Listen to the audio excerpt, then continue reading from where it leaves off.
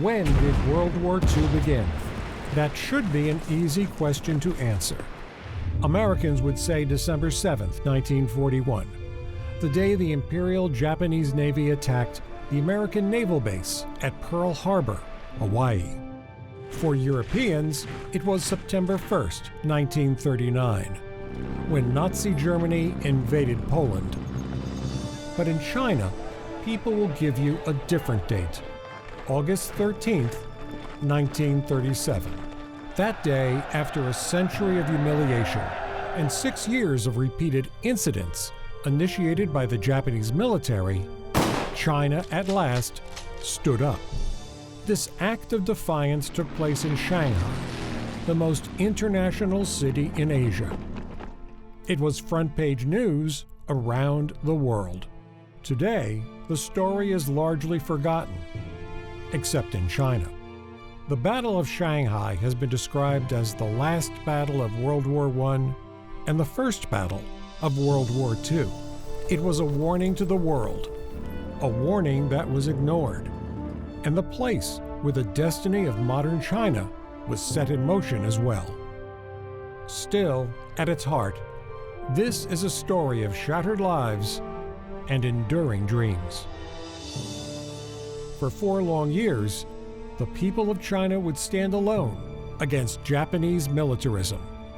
Everyone knows when World War II ended, but it all began in Shanghai, 1937. Shanghai is one of the most modern cities in the world, a global center of finance and trade. But there is another side to Shanghai, a place of neighborhoods and families, small businesses, and street life. These communities date back decades. In fact, if you look carefully, the buildings themselves sometimes tell the story of a time when Shanghai was a very different place. Shanghai in the 1930s was the best-known city in Asia, a city celebrated around the world. Shanghai of the 1930s was a city living in the past, present and future. It was a Paris of the East to some, a place of unspeakable poverty to others. They were really able to live lives of luxury that they could never have afforded back home. Try and imagine a modern Western city dropped down into the middle of China. While Shanghai's residents were overwhelmingly Chinese, foreigners largely controlled the city's economy. The British, the Americans, the French, the Japanese, all of whom used the threat of military force to maintain their privileged positions. Foreigners controlled the very heart of Shanghai, areas called the French Concession and the International Settlement. Built along the banks of the Huangpu River, a group of Art Deco buildings, collectively known as the Bund, represented the power and wealth of the city, just as they still do today. One section of central Shanghai was known as Little Tokyo, given the large number of Japanese residents and businesses. That included large textile mills that employed hundreds of Chinese workers. The Imperial Japanese Navy also had a significant presence, ostensibly to defend Japanese civilians and economic interests. Vast fortunes were made in Shanghai, but little of that wealth found its way to typical Chinese families, something those who grew up there remember vividly. They collect all the dead bodies from the poor people because it's very cold, and they were died because of the cold. They collect them every day, 6 o'clock in the morning. I saw it with my own eyes. And I saw it also with my own eyes. That's quite a lot, not very few people on the street try to sell their children and just write a note. Who can help my kids? Who wants my kids? Foreign children didn't fully understand the circumstances in which they lived. They just knew it was amazing. Patricia Silver is the daughter of a prominent American physician. It was a great life. It really was. I mean, talk about being spoiled. Oh, we were spoiled rotten in every way you could think of. Lots of wonderful restaurants, all sorts of things to do. There's always something interesting going on. I mean, the British had flower shows and their exhibits of various kinds, and we children, I had an older sister who was 2.5 years old, and we got dragged to everything. Polo matches in the summer and racing and, oh, you name it, we did it. It was wonderful. Lillian Willens and her family were part of a community of stateless Russian Jews, welcome to live in Shanghai, but unable to leave. She and her parents lived in the French Concession, an area that decades later still has a special, even romantic quality. Well, the French Concession was the residential section of Shanghai, and it was very much like a French little small city out there. The stores were actually Russian-owned stores. People spoke Russian in the streets, or you spoke English, and the Chinese spoke to us in Pidgin English. The language in Shanghai was British English. As I always mention it, language always follows trade. The French Sport Club was at the center of the social scene in 1930s Shanghai. Members and guests lived the good life, as did most expats. But all that would soon change. Japan, over the course of 6 decades, had begun to reinvent itself as a modern, technological society. The Japanese wondered why China hadn't done the same. They concluded China needed a tutor. Japan. Starting in 1931, Japanese military forces began to systematically occupy an ever-growing portion of northern China. The Imperial Japanese Army set up a series of what the Chinese called puppet governments, seemingly run by locals, but in fact controlled by the Japanese military. In 1932, the Imperial Japanese Navy established an ongoing military presence in Shanghai. Thousands of naval infantrymen would be permanently stationed there. Largely ill-prepared and plagued by political and personal rivalries, there was little that the Chinese government, led by Generalissimo Chiang Kai-shek, from the eastern city of Nanjing, could do. The central government in Tokyo could not control what the Imperial Japanese Army did in China. 1889 Meiji Constitution specified that the emperor was the commander of the army and navy. And Japanese constitutional scholars interpreted this to mean that the military was free to assist the emperor in making military decisions. That freed them from any civilian control and gave them the right to bypass any civilian cabinet and up to and including the prime minister. 就像您所说的，如果叫编一个日本的士兵所失踪了，其实那一天他是拉肚子了，所以等到他完事了以后，他的部队已经往前走，所以后来这个士兵是回队，这个找到了没事，但是日本就此发动了一个事变。那么这个事变到了7月底，它变成一个很大的事件，也就是北平和天津相继被占领了。到了8月初，中国政府决定要抵抗了，所以这就是一个背景。这个抵抗是从上海开始。Chiang Kai-shek led the KMT, or Chinese Nationalist Party. The KMT controlled China's central government. Mao Zedong led the Communist Party of China. These two rival forces had formed a united front, laying the foundation for China's national resistance to Japan's military occupation. One reason he goes for Shanghai rather than North China, because the focus of the Japanese effort is in North China. They don't have any business. They really don't want to be fighting in Shanghai. It doesn't fit their strategy. Japan is mostly worried about the Soviet Union. So after the Marco Polo Bridge incident, they sent troops west, far west, to Taiwan and so on, trying to encircle the Soviet forces in Manchuria and great threats that way. So the weight of the Japanese effort is in North China. That means that in Shanghai there's going to be less resistance. There was another reason why Chiang Kai-shek wanted to confront the Japanese military in Shanghai. There was the presence of newspaper and radio correspondents from around the world, and this meant that it would take place in front of a global audience who would see that Chinese soldiers could and would fight. By early August 1937, thousands of Chinese troops were preparing to travel to Shanghai. Well-trained and well-equipped, they were the cream of the Nationalist Army. The helmets and uniforms of the best Nationalist units looked remarkably like those of the German Army. That's because they were trained by German military advisors. Much of the modern equipment used in China's munition factories came from Germany too.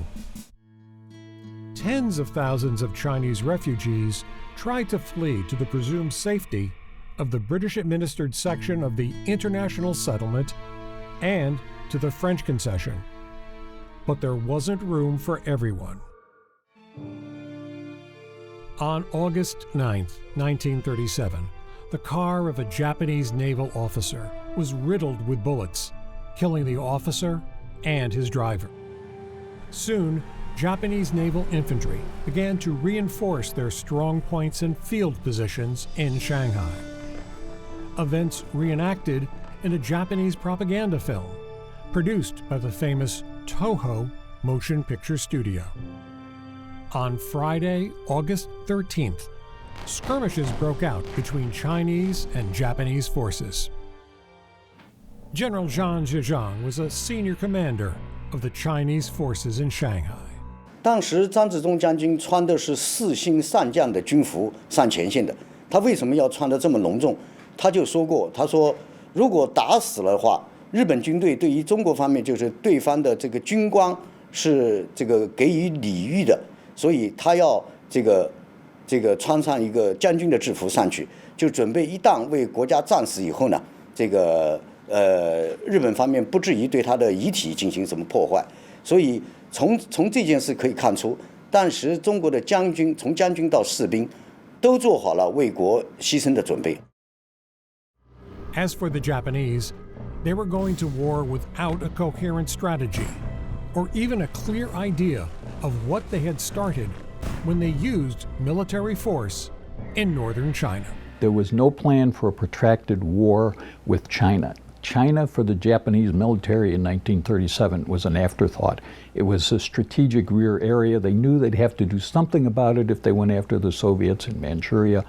But insofar as detailed plans, especially for Shanghai, there really weren't any. In the West, the date Friday the 13th is said to attract bad luck. It certainly did on Friday, August 13th, 1937. 那么8月13号的上午9点15分，在今天的上海的北部，一个叫天通安车站的地方，日军和中国的防卫的军队发生了冲突。当天晚上，蒋介石下令向上海的日军发动总攻，务必全歼。他还讲了一句话，把他们赶下黄浦江。 The ensuing combat was bloodier and deadlier than either side ever imagined. In the first few hours, some of China's finest troops were cut down by Japanese machine gun and artillery fire. It was a story that would be repeated again and again in the Battle of Shanghai. Chinese flesh fighting Japanese steel. General Zhang Zhejiang later explained, "Our initial plans were to take advantage of the Japanese weak points and advance, not to conquer strong points. But the enemy blocked every street, and they were using armored cars as mobile strong points. So, In the end, we had to attack every target. Japanese naval vessels were soon shelling Shanghai's Chinese neighborhoods, especially an area then called Chapei, with little regard for civilian casualties. To young Lillian Willens, it was a terrible surprise. We were playing, and suddenly we realized we heard the bombing going on. And of course, after school, we heard what was happening. And I don't think we took it seriously, but later on I heard about the bombing, and we climbed to the 10th floor of our buildings because nothing was higher than 10th floor. We could see the smoke from Chapei, and it became just like a party for many of the people around there watching the fight, the smoke coming from Shanghai, not realizing that people could have been killed. Frank Rawlinson loved China too. He arrived there as a missionary and was on the board of the prestigious Shanghai American School, an American-style prep school operating in the middle of a city on the brink of becoming a battlefield. "I do not like war," Rawlinson wrote. "I think it is unchristian. Yet I don't know what else China can do to resist Japan, unless she wants to become practically a Japanese colony." Thousands of foreigners, especially teachers and health professionals, came to China in the 1920s and 1930s to help its people. With fighting now underway in Shanghai, Sun Meiling, the wife of Chinese leader Chiang Kai-shek, appealed to a retired U.S. Army aviator named Claire Lee Chennault to devise a counterattack by China's fledgling Air Force. That attack would go terribly wrong. On Saturday afternoon, August 14, 1937, masses of people fleeing Japanese gunfire jammed the streets of Shanghai. Frank Rawlinson and his family were driving through the French Concession when they encountered a large crowd near an entertainment complex called the Great World Entertainment Center. He stepped out of his car to see what was going on. Overhead, Chinese aircraft appeared. All day long, they had been bombing Japanese targets on the ground, as well as Japanese naval vessels in the Huangpu River. They were part of the retaliatory mission designed by Claire Chennault. But for whatever reason, virtually all the bombs missed their targets. Instead, they hit fashionable areas like the Cathay and the Palace hotels on the Shanghai waterfront, as well as the Great World Entertainment Center in the French Concession, where food was being distributed to Chinese refugees. Frank Rawlinson died in his wife's arms. 3 other Americans died that day as well. They were the first U.S. civilians to die in what would become World War II.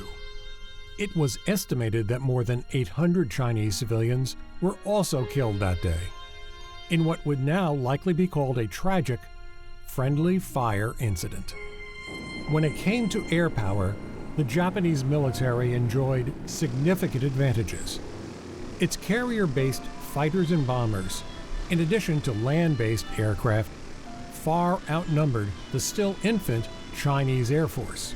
We lived about a half a mile from the railroad, and the Japanese were periodically trying to bomb the railroad. So as a child, I can remember that awful sound of a plane, diving. Nowadays they just drop it, but in those days they dove in. And we had a porch in our house on the 3rd floor. We used to have tea in the afternoon. And one time we saw this plane was coming in, dive bombing, and my governess said, "Come on, we got to go inside." But I was dragging my feet, and I looked up, and here I could see the pilot in the plane. He dropped the bombs on the railroad.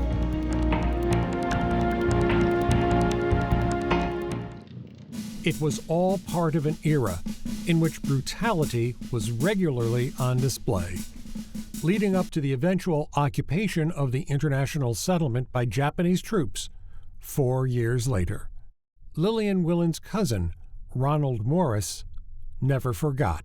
There was a lot of slaughter. My cousin Mike and I, we were scared to death. We saw a lot of bad. We saw a lot of hunger. So the Chinese wrapped around a tree, eating the bark off the tree, you know. They were being bayoneted, children being bayoneted. Yeah, it was pretty bad. Imperial Japanese Navy bombers from as far away as Taiwan and Japan itself pounded not just Shanghai, but targets as far away as China's capital, Nanjing, 185 miles to the west. These transoceanic bombing missions were a first and offered a preview of the long-range missions the United States would later use to decimate Japan itself. The fact that Shanghai was home to radio and print reporters, as well as photographers and newsreel cameramen from around the world, meant that Japan's war on China received international coverage. For the first time, thanks to so-called newsreel films, it was possible for movie audiences to actually see battles happening. Yet Japan still refused to acknowledge what was really happening, calling the events in Shanghai yet another incident. A telegram to the American State Department from the Japanese Foreign Ministry assured that there would be no disruption of American maritime trade to and from China, as no war exists. Thousands of Imperial Japanese Army troops were dispatched by military leaders in Tokyo to support the naval infantry already fighting in Shanghai. They also provided the tools of war, some of which had 4 legs. Lieutenant General Matsui Iwane, who had been called out of retirement, was placed in command. A significant number of the new troops were reservists, also brought out of retirement. The problem was the regulars are 18 to 20 years old. They're tough young kids. They're single. There are no responsibilities. That's one thing. The reservists are older. They're in their mid-20s, some into their early 30s, depending. They're married men. They have wives. They have children. They have jobs. They have responsibilities. And let's face it, they're not as well trained. Matsui Iwane cautioned his commanders about what they might well encounter when they arrived. Watch out for Chinese soldiers disguised as civilians. You have to be careful with the water and farm products you requisition. Make sure they are not poisoned by the Chinese. In other words, Japanese troops had his permission to regard any and all Chinese as possible combatants or saboteurs, and should act accordingly. On August 23rd, Japanese forces made 2 amphibious landings north of Shanghai. It was from there that the fresh troops began a long, exhausting journey through marshes and farmland. Their progress was often slowed by a seemingly endless number of creeks and canals. They also encountered strong Chinese resistance. 其实在上海的中心城区，中国军队并没有大规模的修筑工事，倒是在上海的后方，也就是上海到当时的首都南京，这个过程当中有吴福县、西城县这些国防线，这是德国顾问的建议。 By now, the Battle of Shanghai could in some ways be called the last battle of World War I. Lessons that had been learned about a generation earlier during these huge, epic World War I battles in France were put into practice now in China. Well-trained and well-equipped Chinese forces were prepared to meet the oncoming onslaught from the Japanese. And for the Japanese, what this meant was deadly results. Some of them would even afterwards give the Battle of Shanghai the name the German War. Here, the Japanese apparently had no idea of either the nature, the strength, or the depth of these fortifications. You can read some of the accounts of Japanese veterans, and they're talking about moving forward against a village, and They're taking heavy losses and can't figure it out. They finally break into the village and discover really it's not a village, it's a series of pillboxes constructed by the Germans. And the Germans trained and equipped the Chinese to fight exactly that kind of a battle. The Battle of Shanghai might also be called the first battle of World War II. At the same time, a little bit closer to the central areas of Shanghai, strategies and tactics were put into practice that were the basis of stunning Soviet victories over Nazi Germany, for example at Stalingrad in 1943. For better or worse, this was really the birth of modern urban warfare. It would be, you could say, it would be the template for World War II in Europe. Troops battled street to street, block to block, house to house. Walls were smashed so that soldiers could move building to building unobserved. All later reenacted for Japanese propaganda films, sometimes by the troops who had fought in the original battle. What to the untrained eye was simply rubble, in fact, proved to be the perfect cover for snipers and machine gun squads.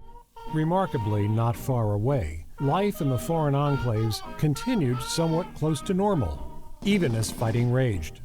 Although accommodations certainly had to be made, and common sense precautions taken. Some foreigners felt immune to all that was going on. Others decided it was time to leave. Wives and children had the top priority, with American and European warships assigned the task of evacuating them. Several thousand left Shanghai this way, but their departure wasn't always easy. The cruiser USS Augusta was taking civilian refugees on board in late August 1937 when a shell struck the ship. 18 American sailors were hit by artillery fire. One, Seaman First Class Freddie John Falgot of Raceland, Louisiana, was killed. An investigation later concluded he had been killed by a Japanese shell. His funeral was front-page news in American newspapers. Then he was forgotten. Only decades later it was realized that Freddie John Falgot was likely the first American serviceman to be killed in the struggle that eventually became World War II.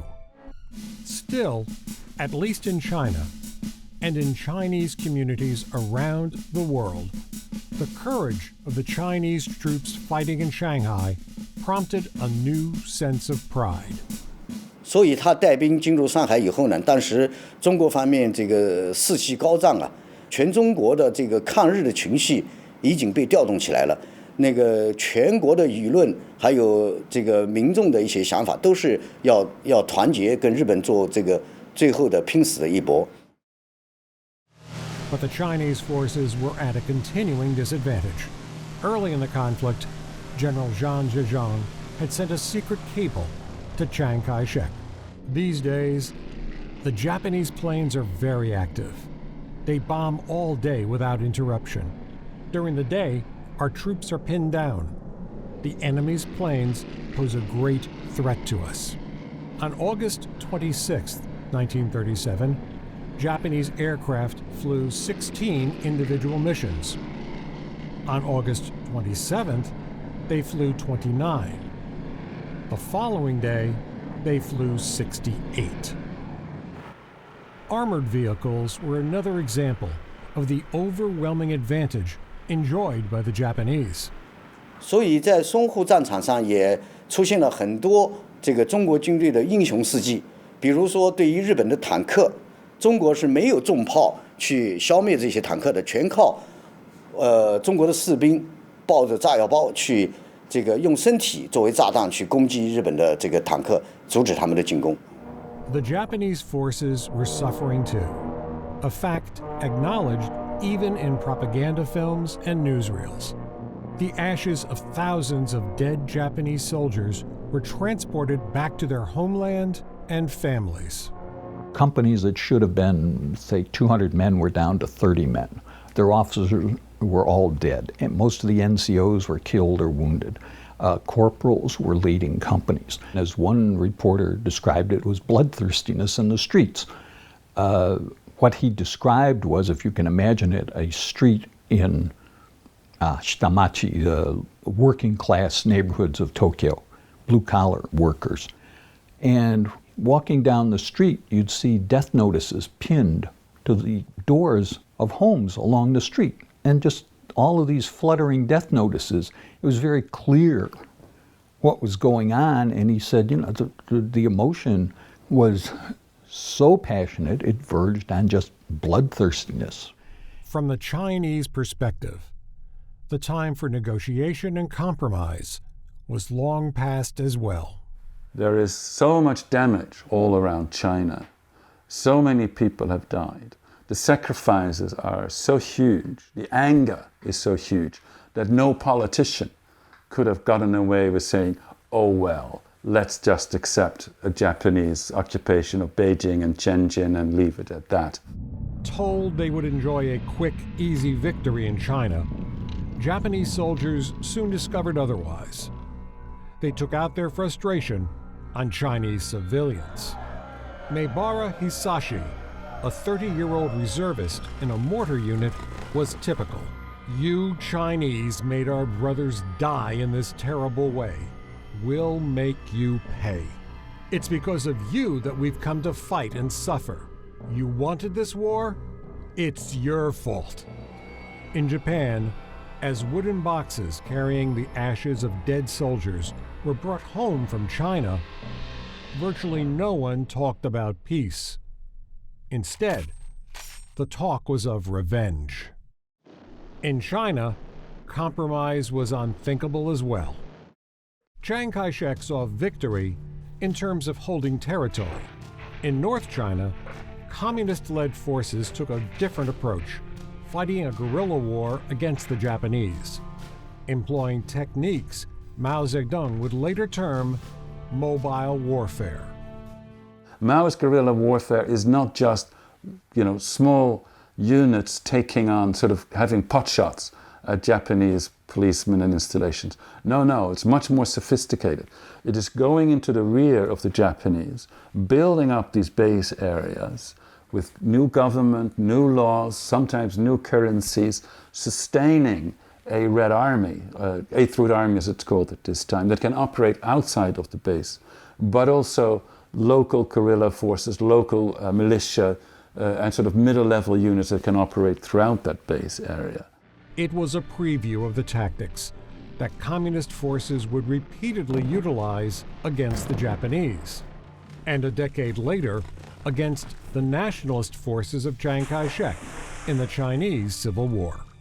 General Matsui Iwane, the senior officer overseeing Japanese military activities in the Shanghai region, proved to be a rigid, ineffective, and overconfident commander. What happens is, of course, he commits troops in a frontal assault against fortifications. They are bloodied, they suffer terrible losses, and the high command commits more troops. His tactics don't change. He still keeps hammering against these fortifications and shows no inclination to change tactics. The common thread is they blame the soldiers for not having enough Japanese spirit to crush the Chinese. Chinese leader Generalissimo Chiang Kai-shek demonstrated the opposite problem. He was conflicted and uncertain, writing in his diary, "Should we mass our troops and fight in Shanghai, or should we withdraw inland and gather strength for protracted resistance?" 蒋介石这个人他有一个特点，他就是说喜欢随心所欲，就是说他下达的命令啊，他早晨下达的命令，他下午可以又改掉了，所以呢会造成这个战场上的混乱。 One thing Chiang was certain of, however, was the need for a change in leadership. He took personal command of his armies, relieving General Zhang Zhejiang of his duties as commander of the 9th Army Group. Facing overwhelming pressure from the Japanese forces, in late October, a general withdrawal was ordered of all Chinese troops north of what was then called Suzhou Creek. The creek, actually more a river in places, which runs through western Shanghai, was the last natural barrier between the Japanese infantry and the very heart of the city. For symbolic reasons, Chiang Kai-shek remained determined to hold onto a portion, however small, of central Shanghai, north of the Suzhou Creek. The Sihong warehouse is where the Chinese troops would make their stand. Today, the building is a museum, honoring the 400 men who held off a veritable army.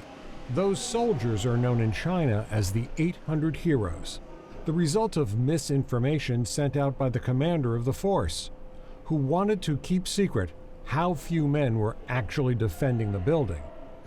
Located directly adjacent to the international settlement, foreign diplomats and reporters would witness for themselves the courage and resolve of Chinese soldiers.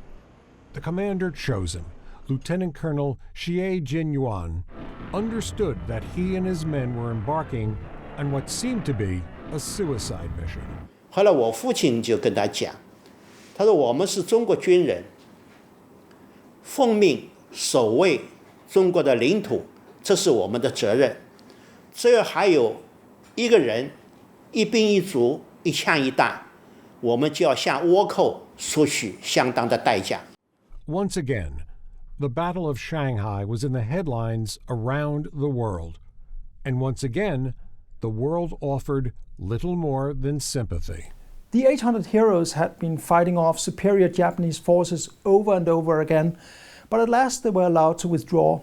On November the 1st, in ones and twos, they ran across a railway bridge through withering machine gun fire to the safety of the international settlement. There they abandoned their weapons, and then they surrendered to British troops and were sent to an internment camp, since Britain was a neutral party in the conflict. Crowds of Shanghainese gathered to cheer the soldiers of the 88th Division as they were driven away, following a moral, if not a strategic, victory. Meanwhile, Shanghai's refugee crisis continued to worsen as tens of thousands of people sought shelter. Their misery was compounded by a cholera epidemic. Catholic priest Robert Jacquinot de Bassange had earlier suggested the establishment of what he called a safety zone, a place near his church where Chinese civilians could find shelter from the conflict raging around them.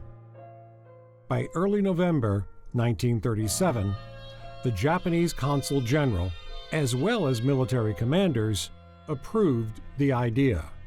It immediately became home to an estimated 100,000 refugees. It was also a model for the protection of civilians in other urban battles. Father Jacquinot proudly told visitors, "The Japanese have not gained entry here, and the only flags that fly over this place are the French flag and the standard of the Red Cross." However, appearing in Japanese propaganda films was part of the price that Father Jacquinot paid to protect the people of Shanghai. It is thanks to the Japanese authorities and to the Japanese army that we have been able to do something that will be also repeated in the whole world. With at least a portion of Shanghai's civilian population now protected, it was an opportune moment for Chinese forces to withdraw. But once again, Chiang Kai-shek couldn't decide. Changing conditions on the ground made the decision for him. And the Japanese, needing to force a decision, then launched a second amphibious operation to the south of Shanghai in what is Hangzhou Bay, which is not well protected. The nationalist intelligence doesn't expect this to happen. And then what then threatens, actually, and what creates panic on the nationalist side, is what threatens is that Shanghai, all nationalist troops in Shanghai would be surrounded by Japanese forces. They all would be trapped and would be destroyed. So then there's panic, and nationalist forces break back. They break through before they become trapped in that encirclement. And they do break out, despite great losses and, of course, enormous amount of chaos. Shanghai was doomed. Chiang Kai-shek wrote in his diary that not defending Hangzhou Bay was our biggest strategic mistake. November 9th saw Chinese forces finally begin to withdraw from Shanghai, moving west towards the city of Suzhou. But soon, the retreat became a rout. Uncertain leadership, along with the inability to counter Japan's complete dominance of the air, would lead to panic. On November 11, 1937, Shanghai's mayor declared the city lost. The following year, Chiang Kai-shek noted in his diary, "While we were exhausted, I reinforced Shanghai and stuck to resistance. We were totally defeated. It was my fault." With the end of combat, an uneasy calm descended over Shanghai. Amateur filmmakers explored the now quiet battlefields. They found the discarded tools of war and a grim tableau of dead soldiers, their decomposing bodies lying where they fell. Lillian Willen's father, an insurance salesman, drove to the Chapei area of Shanghai to assess the damage. He took his daughter with him.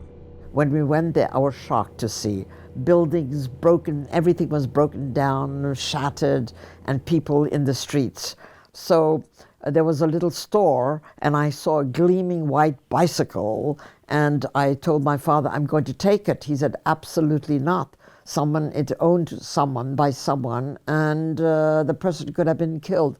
And I think then I realized what death meant. I was 10 years old. Nanjing, China's capital city, was now the target.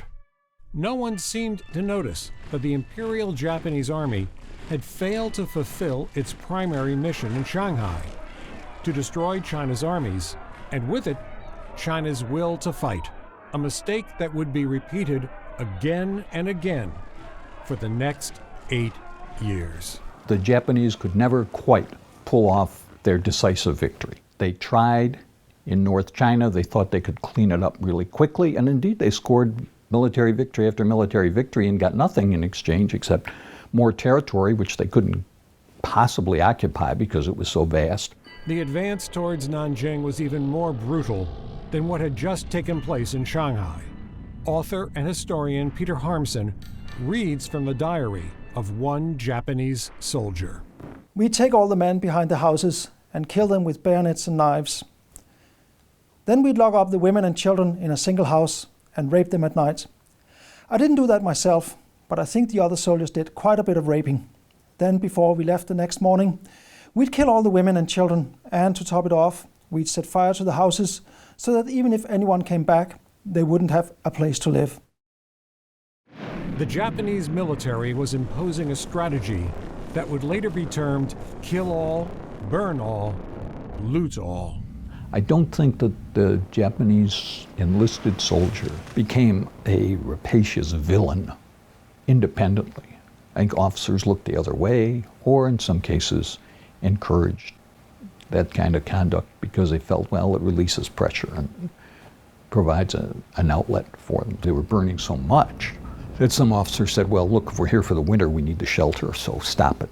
And it stopped.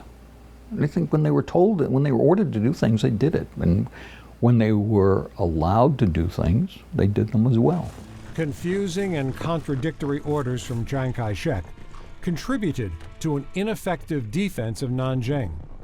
On December 13th, the capital of the Republic of China officially fell. The Japanese troops occupying the city went on a rampage of rape and murder that lasted weeks. American educator Minnie Vautrin witnessed it all at Jinling Women's College. She wrote in her diary, "There probably is no crime that has not been committed in this city today. 30 girls were taken from language school last night, and today I have heard scores of heartbreaking stories of girls who were taken from their homes last night. One of the girls was but 12 years old. Food, bedding, and money have been taken from people. I suspect every house in the city has been opened again and yet again and robbed. Tonight a truck passed in which there were 8 or 10 girls, and as it passed they called out, 'Zhu Ming, Zhu Ming, save our lives.'" As many as 300,000 Chinese civilians were killed. Yet, to this day, some Japanese historians claim that what became known worldwide as the Rape of Nanjing either never happened or was far less severe than reported. Still, Americans wanted no part of a war in China or anywhere else. Isolationism, an overwhelming belief in America first, summed up the attitudes of many in the United States. Another war, not for me. This time America should keep out, and I know I will. And all our efforts should be made to keep out of the fight. The United States actually reduced military aid to China after the fall of Nanjing. China would have to fend for itself. For 4 long years, China stood alone. Then, we interrupt this broadcast to bring you this important bulletin from the United States. Flash, Washington. The White House announces Japanese attack on Pearl Harbor. British, American, Australian, and Dutch citizens, like the children who attended the Shanghai American School, were now enemy nationals. Eventually, entire families were sent to brutal civilian prison camps. And there were times there I seen different people being slapped around by the Japanese for whatever. I don't know the reasons. And I know my mom was slapped around a couple, 3 times here in the hallway. Japs would take a body count, and I remember my mom didn't wake me up to stand in line for the body count. And Jap went in there and just grabbed me and hauled me out of bed. My mom tried to intercept, and they knocked her around. Still, as badly as foreigners were treated, the Chinese fared far, far worse. The story of what were euphemistically called comfort women, women forced into sexual servitude by the Japanese military, is a vivid example of the brutality of the Japanese occupation of Shanghai. Government-sanctioned brothels were established for use by Japanese soldiers and sailors. 那么从人类的文明史上，把外国妇女强掳成为性奴隶，而且规模那么大，有几十万人，这是第一次。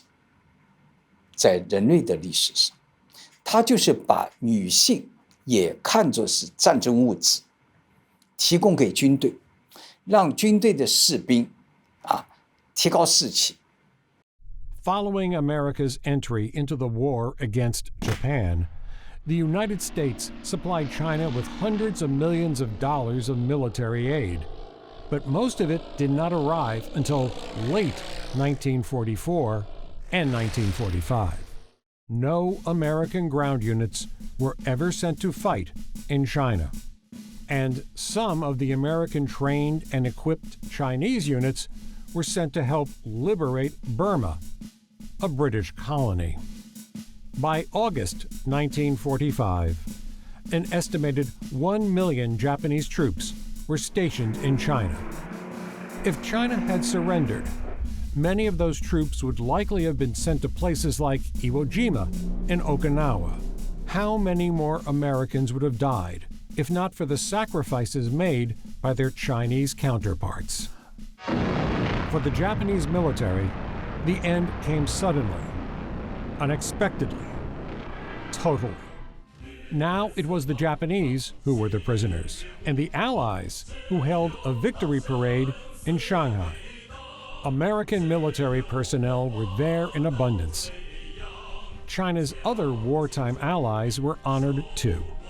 Many foreigners believed Shanghai would return to what they thought was normal, but the world had changed. I always see my own eyes the military ships from American and Britain down on the river of Huangpu.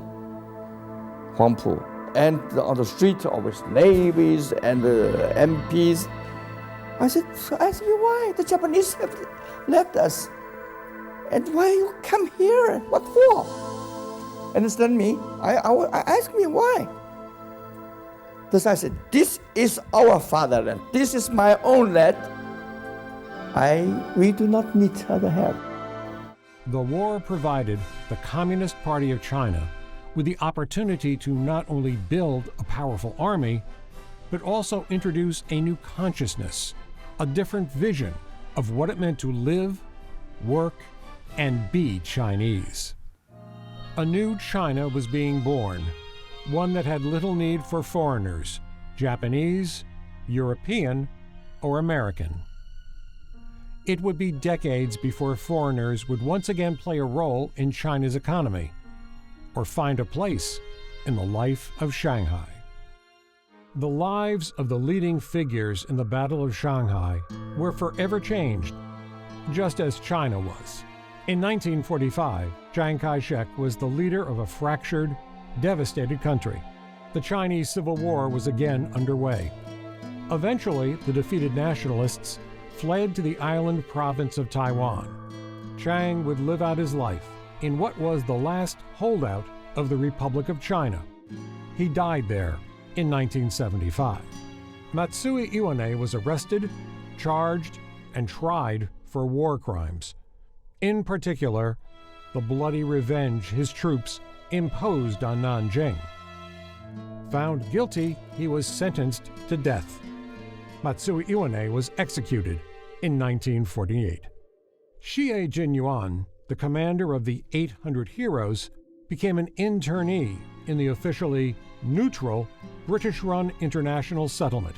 Assassins, believed to be working for the Japanese military, murdered him there. Minnie Vautrin is revered in China for her heroism during the rape of Nanjing. But she never recovered from her experiences. Distraught and depressed, she committed suicide in 1941. Zhang Zhejiang would continue to serve as a general in Chiang Kai-shek's army. He was one of the few nationalist generals who did not flee to Taiwan. In the 1950s, he served as vice chairman of the People's Republic of China's National Defense Commission and was a member of the National People's Congress. He died in 1969. Claire Lee Chennault, the architect of the plan that saw Chinese aircraft mistakenly drop their bombs on innocent civilians in 1937, would find redemption as the commander of the American Volunteer Group, better known as the Flying Tigers.